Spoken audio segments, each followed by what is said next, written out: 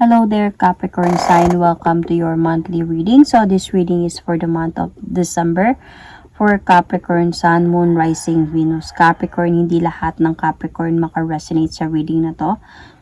So takes what resonates and leave the rest. Cross watchers. Pwedeng kayo to at hindi sila Capricorn. So put yourself in a situation kung saan kayo naka-resonate. Capricorn, if hindi kayo naka-resonate at all, this reading might hindi to para sa inyo. So Capricorn,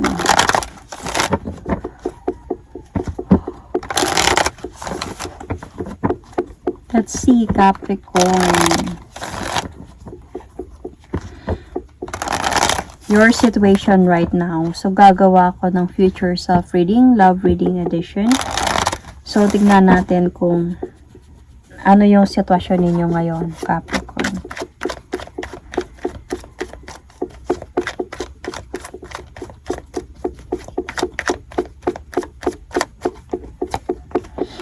Realization, awareness, finding out, coming to light. So merong nangyari na may nalaman ka and nagkaroon sa'yo ng realization, ito pala yung nangyari, ito pala yung totoo, ito pala talaga yun. So finding out, coming into light. So let's see Capricorn, future self reading, love life and relationship edition.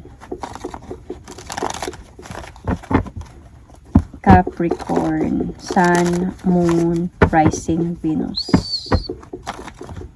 Capricorn, December, love reading. Let's start.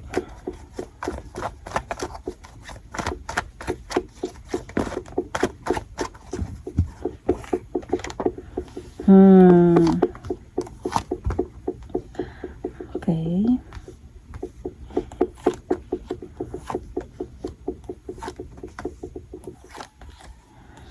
Capricorn, where you are like right now.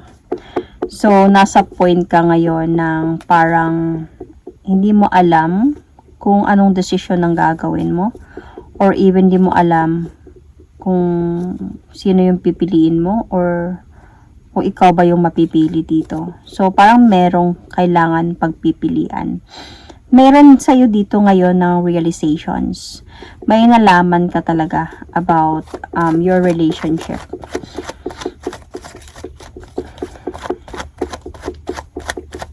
Tingnan ko. Let's clarify the 7 of Cups.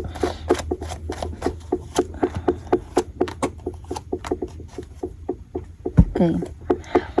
So, Capricorn, I can see 2 men, 1 woman. So, Capricorn, ganito na lang yung gagawin ko.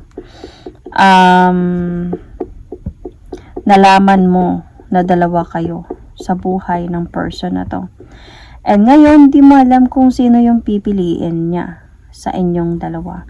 Nagkaroon to, nalaman mo to. You found out the truth. Capricorn, I think, meron ka ng feeling that this cycle should end na. Kailangan nang i-cut off itong cycle na to. And I just really want to have some changes in my life na. Ayoko ma-judge ng ibang tao. Gugustuhin ko man na magkaroon kami ng new beginning ng person na to. Magkaroon kami ng future together. But gusto ko siyang kausapin for future. Magulo yung isipan ko kasi nasaktan ako. Parang ganun yun. Magulo yung isipan mo, nasaktan ka, nalaman mo yung totoo. Pero gusto mo siyang kausapin lang. Bakit niya nagawa yun?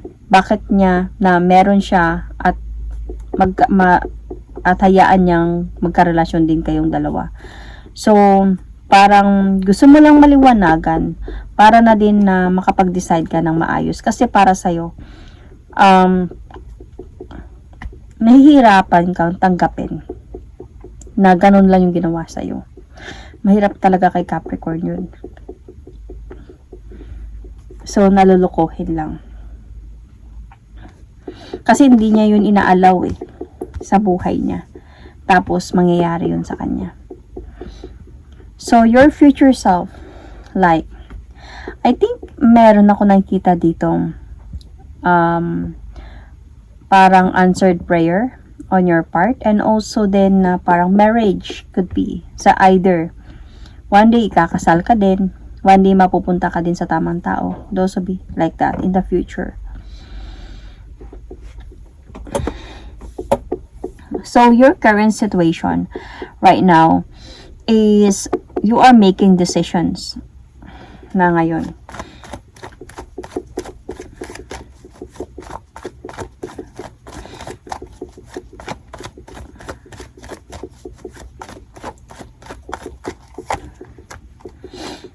See, you are making decisions. Though nasa point ka ng you are very disappointed. Ayaw mo naman talaga sana. Pero dahil nga sa clarity, dahil sa finding out the truth, aware ka na sa mga nangyari, aware ka na sa katotohanan, parang feeling mo hindi naman fair to na mag-stay pa ako, could be. So, you want to make a decision. Though, para sa'yo, you just really want to walk away calmly. But you are very disappointed sa person to. Kaya gusto mo siyang kausapin para lang to clarify or to have some closure or something. So, parang gusto mo ng revenge dito, na gusto mo na bumalik siya at ikaw din yung aayaw sa kanya. Parang ganun. Kasi bad trip ka talaga sa person na to. Gusto mo yung parang masaktan din siya, na bumalik siya sa'yo dahil mahal ka niya, and then ikaw din yung tutulak sa kanya palayo. Para lang maramdaman niya yung pain na naramdaman mo. So, what you should spend less time on so you can evolve as a person. I think you need to spend less time on believing sa mga pangako ng person na to nang wala namang ginagawa. And I think you will spend less time on believing in that right now na mayroon ng mga clarities dito. Mayroon na ding realization sa part mo. Kasi feeling ko itong person na to, nangangako to siya sa'yo nang wala naman nangyayari, hindi naman natutupad. So, parang sinasabi lang ng card na to, spend less time on believing on that. Not only for this person, might be even sa mga next na darating pa. Unless na meron talaga siyang ginagawa, may action talaga, in a way. So, and you need to spend more time on gathering truth about this, about sa mga nalalaman mo. So, parang kailangan mo maging high priestess, someone na alam yung katotohanan talaga. Siguro feeling ko sa parang ano lang din, komportable ka lang din sa person na to, sa relasyon ninyo, dahil sa mga sinasabi niya, at dahil na din sa feeling mo lang na parang hindi naman siya nagkulang, nandyan naman siya, matawag naman siya. So parang you are very innocent nung nalaman mo yung katotohanan, na parang bakit ganun, parang okay naman kami sana, parang ganun. Sobra kang na-bad trip at sobra kang nasaktan. So I think you need to spend more time on gathering more truth about this person, na baka meron ka pang malalaman pa sa taong ito. And what you should remember to do so you can set yourself up in the future. I think you should remember na good.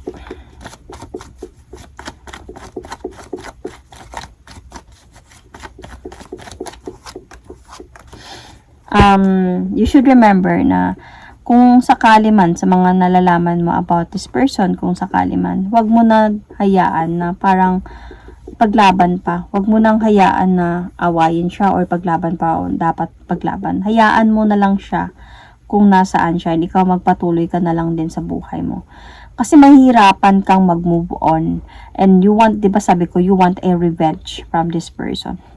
So, kung meron man siya, sabi natin past person, may children involved, may family involved, itong person na to, you should remember to do so na just let them have their own life, and you should also move forward towards a new journey ng buhay mo na lang.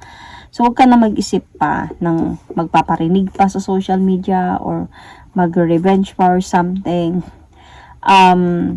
Parang maglalakas loob ka na lang talaga dito na magpatuloy sa buhay, mathayaan na lang siya sa kumbaga hayaan mo na lang yung karma na lang yung gagawa ng paraan para to revenge for you. So what you should let go of to become the best version of yourself. Let's go.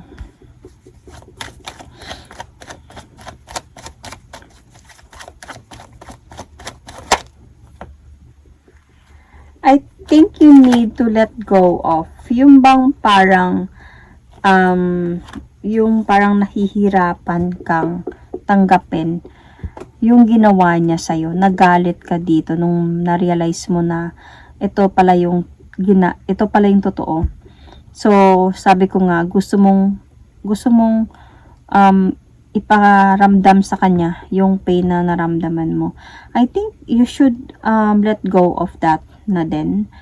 And to mas better yung mag-heal ka na lang in a way. Kasi pag yun yung gagawin mo, pwede kasing maglalago pa yung conflict eh. Magkakaroon ng gulo, might be sabihin na natin through social media, parinig dito, parinig doon.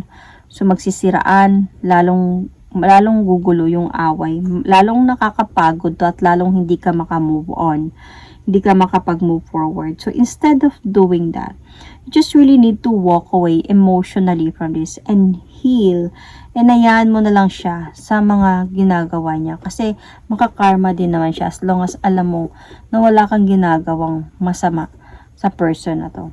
And just don't accept the offer at all kung babalik man siya sa'yo. Kasi kung hayaan mo yung sarili mo na to do some revenge, may mga judgment dito, masasakit na salita, mabibitawan, ano-ano na, 'di ba?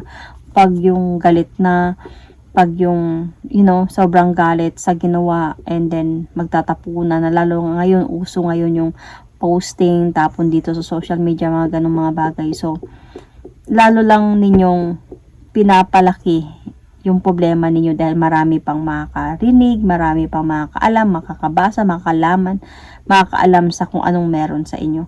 So instead of doing that, just let go. Just move forward and never look back from this. So your future self want to give you credit for. You are a strong person. You are a brave person. So kaya mong i-cut off to nang hindi ka natatakot, nang hindi ka magdadalawang isip. Cutting off meaning, like kung ika-cut off mo na to, wala ka nang pakialam. Yung parang hindi mo na gagawin yung mga bagay na sinabi ko kanina. Cutting off strongly and hindi ka na magda-doubt or anything. Meaning, once na-cut off mo na to, hindi mo na to pag-usapan pa ulit. Move forward ka na, wala ka nang pakialam sa kanya. Ito yung future self na gusto sabihin, ito yung gustong sabihin sa'yo ng future self mo na pwede kang maging ganito. Okay? Para in the future, mahanap mo yung tamang journey or right journey of love life, the right person, and baka one day, ito na nga, sabi ko, baka kakakasal ka din one day with the right person.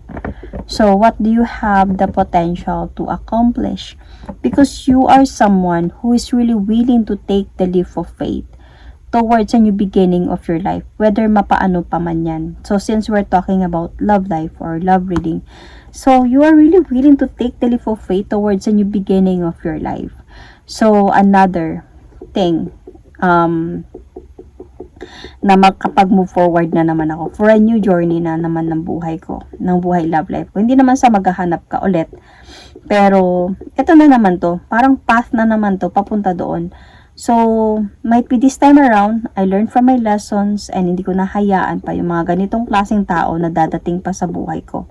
Kasi ngayon, alam ko na kung anong gagawin ko. I need to be the observant. I need to know them muna bago ko sila papapasukin sa buhay ko. So, yun. So, let's see about zodiac sign. You might be dealing with Aries, Sagittarius, Leo. You might have that also in your chart. You might be dealing with Scorpio, Pisces, Aries, Aquarius, Capricorn, Taurus, Libra, Gemini, Aquarius. So, Pisces, Sun, Moon, Rising, Venus. So, that is my reading for you. Thank you and God bless. Ay, meron pa pala. I will going to pull an oracle card. Palagi ko itong nakakalimutan talaga. I will going to pull an oracle card for Capricorn. Love message oracle card.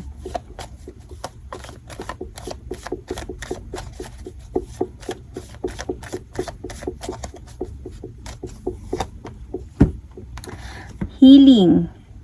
So imagine yourself and your beloved surrounded by light. Feel your relationship being healed at this very moment. So healing, you need healing. Not only you, but I think also your person.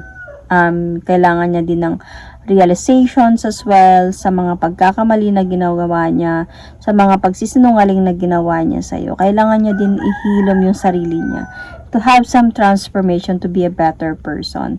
And also you need to heal and to realize na hindi lahat ng tao mapagkatiwalaan. And hindi dapat nahayaan na basta-basta na lang kung sino yung darating, papapasukin ko agad sa buhay ko. So, that is my reading for you, Capricorn. Thank you and God bless.